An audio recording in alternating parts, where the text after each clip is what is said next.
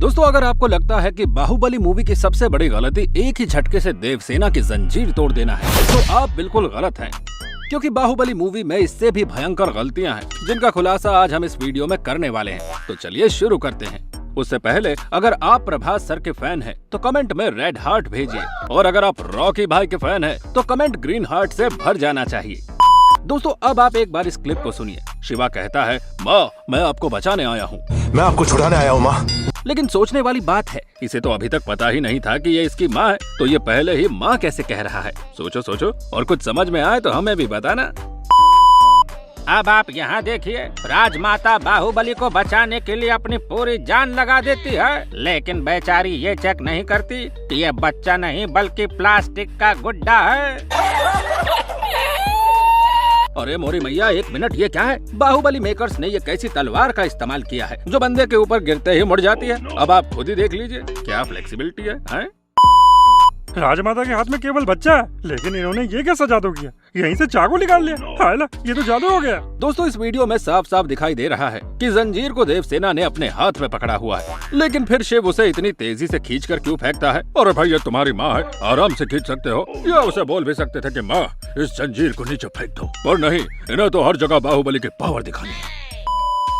दोस्तों, पानी के अंदर बिना ऑक्सीजन सिलेंडर के रहना इम्पॉसिबल है, लेकिन केवल आम आदमियों के लिए, क्योंकि राजमाता शिवगामिनी देवी तो कुछ भी कर सकती है।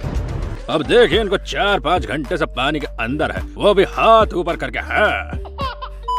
हमारे बाहुबली को प्यास लगी थी, इसीलिए वो नदी से पानी पीने आता है। हालांकि अब तक ये नदी का पानी बिल्कुल साफ दिखाई दे रहा था, पर जैसे ही बाहुबली नदी में हाथ डालता है तो एक लाश तैरकर ऊपर आ जाती है, और जैसे ही बाहुबली खड़ा होता है तो पूरी नदी लाशों से भर जाती है। भाई, मुझे एक बात समझ नहीं आ रही कि ये लाशें पहले ऊपर क्यों नहीं आई? हाँ, किस चीज का इंतजार था?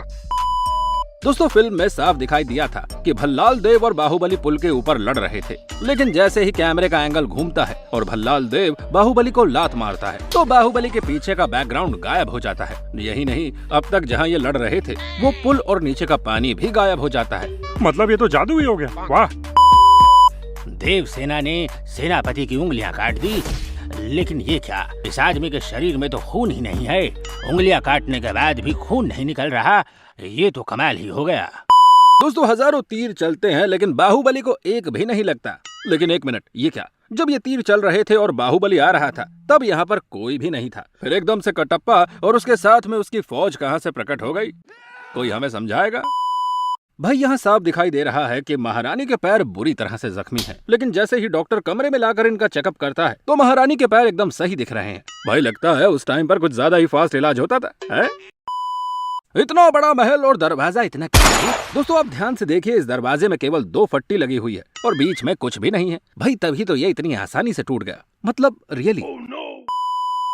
जब देवसेना बाहुबली के कंधे पर चढ़कर नाव में जाती है, हाय कितना रोमांटिक सीन था। पर ये क्या, गौर से देखने पर पता चलता है कि देवसेना तो बाहुबली के पीछे चल रही थी। बस दिखाया जा रहा है कि बाहुबली के ऊपर चल रही है। मतलब कितना बेवकूफ बनाया हमें इन लोगों ने, दिल तोड़ दिया।